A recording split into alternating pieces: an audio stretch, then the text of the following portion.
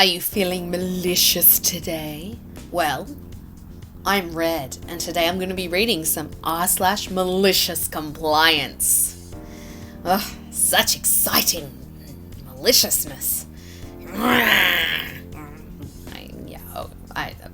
don't know where this is going. Let's just get into the stories. The software does all that now. Okay, boss.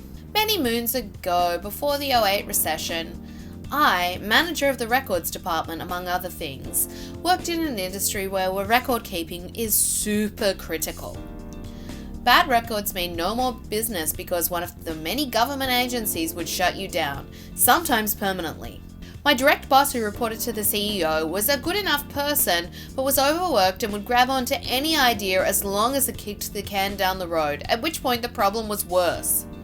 He needed to go, but the CEO liked the results despite how negatively they impacted production and morale.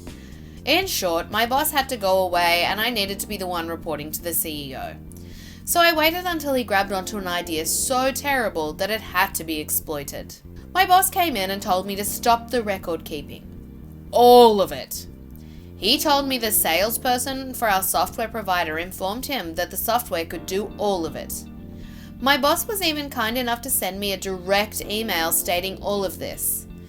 I called my team in and told them the news. We were all horrified and knew this would come back to bite us all. The software in question could do the job, but it was never set up or configured to meet the requirements. I had already spoken to legal and our government contacts a few months earlier about having software to do this, and we're required to inform them and submit samples of it prior to going live. None of that was ever done. So, we kept doing our job as normal, and strangely no one asked any questions, until the quarterly meetings.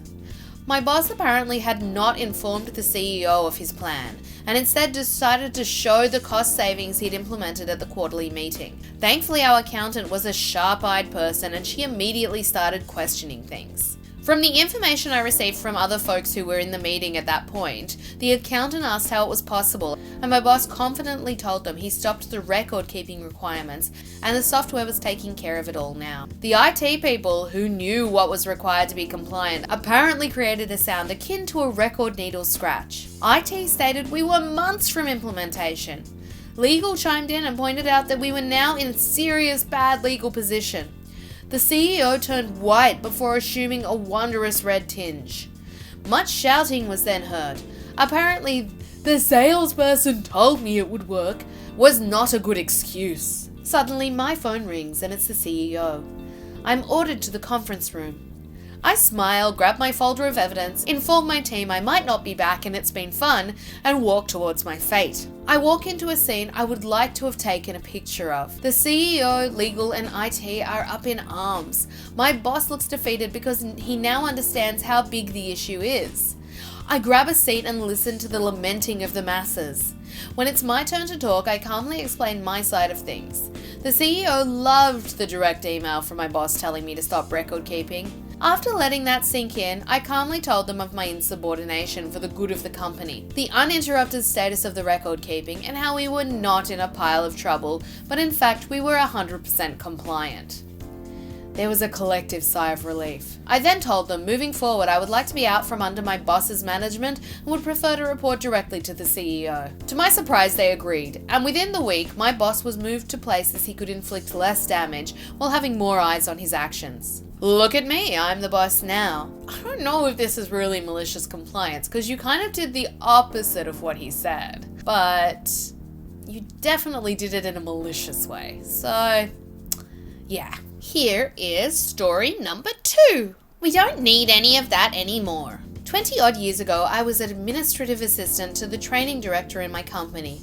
For unknown reasons, the CFO had it out for her and our department as a whole because he did not see any value to what we did. The company got in some kind of a pinch financially and laid off a large number of staff, including my director. From that point, I knew my days were numbered since I could not be an assistant to nobody. I'm still good friends with my old director who was hired at a prestigious company where she makes more and her work is appreciated. When my term came, the VP who let me go was not unkind, but ignorantly dismissive of my concerns regarding reports and other tasks I alone completed for the company, including an extremely complex and time-consuming report that it had taken me a month to master after my director created it. These days, that kind of report could be handled easily with the right software, but not back then. Some of the other details of my job included vendor contacts and contracts, as well as employee travel for various conferences. Don't worry about that, She airily assured me. we don't need any of that anymore. You can use your 2 weeks notice to get rid of it for me. Surprised but annoyed, I took her at her word and deleted all of the files, shredding a good deal of my now unnecessary paperwork, clearing out all of my contact information, and so forth. Amazingly, in a layoff situation, I ended up getting a new job in the same company, and I'm still there in that position, which I love. This is pertinent to my story because if I had not remained in the same company, I would not have then received dozens of phone calls and emails from the VP and those she had retained in the department, asking me how to do this or that for booking travel, hotels, conferences, and what vendor to contact for various things, instructions on the difficult report, and more. Fortunately, my new position in a separate division is extremely busy with constant customer contact, so we really are not supposed to be on the phone. This gave me leeway to answer in gentle and innocent puzzlement each time. Oh, VP told me that none of that information was needed anymore. I don't have any of that because she told me to get rid of it. If they asked me about the report, I would reply breezily, "That one was so tough. It takes a lot of practice, so I've already forgotten. Oops, a customer is waiting, gotta go." Rest assured, this was not a scenario in which I destroyed company info or did anything illegal or even unethical. My friends back in my old department would chortle over how the VP and her underlings had to recreate the wheel, but I was never in any trouble in the least. After all, I had only done exactly what the VP told me to. Okay, here is our last story for the day. Okay, Karen. So this is just a quick, simple one for you. My boss is a nasty piece of work. She micromanages and has never said a nice thing about anyone, always finding faults in your work, etc. I work as a nurse and she can be soul-destroying to work with. An example would be the day I didn't put my patient on the kitchen list overnight. Not a big deal, it just meant this patient would get breakfast a little later that morning, maybe 30 minutes. Before coming to talk to me, she wrote it on our staff whiteboard and asked the team leader of the next shift to talk about it in handover. Basically make a huge deal out of what should have been a 2-minute conversation directly with me. A few months ago, I decided I was sick of her bullying attitude.